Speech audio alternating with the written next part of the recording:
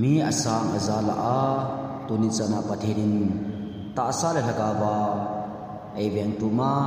damna ei pi jingji in masakenin pathin thangwa na kain pi masan chong la mun te na loi le pai so pi lo naw te zo se ngai lu na salam ka hin boli na hi tuni ene ke holim na diovin Nadammo Tengle koi na Ngaichat GM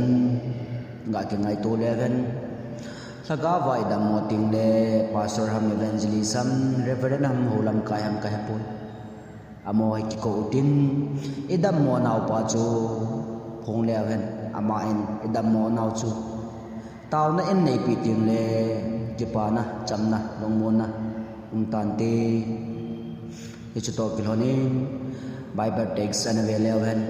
ma bunga chang son thum le lina chun chuin aman aza chanu na ta sanin dam sa ai tai lungmong in chin lang na na kon chun dam ta ati atu pathinin pathei bo pi ban lang ana ve eleven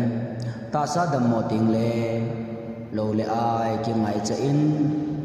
lo le ai ini ai hung dam ting le Nadammo na dingen in hin ko inamang kit ji na hi so pe to lai phat ta lo ji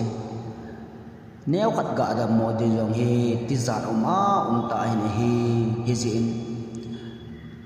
ne a hi thele ne le donin kitim leven i ta sa wi dam te na hi pen ding tin ka sei do no me na hi Nadammo Tengle na lo le ai chu pathi na hi tin jong sumil hi in mi tampe Nadammo Tengle pathin in sumil ji ubin pathini in hai min ji ubin hi hi chu hi lo ding hi sopi Nadammo Tengle akhat na pathin ko ma taw ma sa ngai ji na hi pathin ko ma Nadammo na zo se sei ding hi phon do ding hi idam na dinga pathin ko ma taw na nei ma sana nga ji na hi then le sina na ki pa na ding le lo le ai kham na te na hin bola na hin ni a hin la ton so na ki pa na wang hilo hi ti zong sumil hi un na bol na to na zo sile na Ngaichat Nadammo na lunghiam ni na ki pa ni ko ho a hi chang sia hin pathin chu akhan na injong pan sa jangin chutile na Ngaichat Nadammo na lunghiam ni ko na ki pa ni ko a chu lungmo na ki pa na chamna na nei ding a hi ti jong ka sei do no me na hi ben Nadammo pe na pathin mai chang phung ki bial nom povin hin la pi hung Nadammo phat ting le bo pathin mai chang phung e bial nom di se ji vin hi chu hi lo ding hi so pi nadam pe na yong pathin tha kang hin pathin mai chang phung bial ding tha se hi in ti jong ka sei do no min hi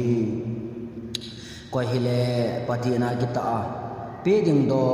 pi a to ding do tong mi chu pathin in sunga pathina abo jingi ti jong ka sei do no min hi so pe anaveleven